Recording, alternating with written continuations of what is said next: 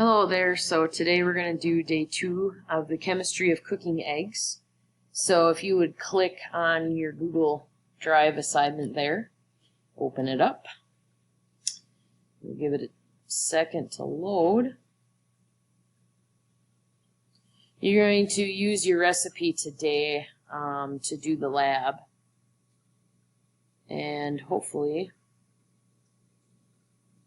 wow.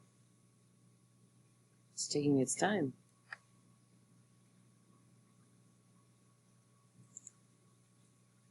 Here we go. All right, so in any case, you're going to open this up. And it's part 2. Looks similar to part 1.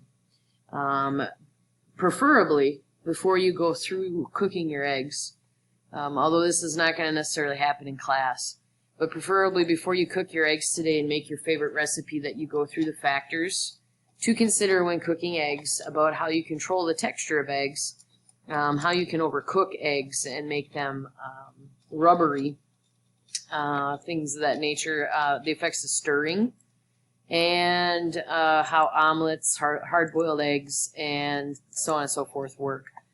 So there's a few questions after that, just to make sure that you went through and read it, hopefully.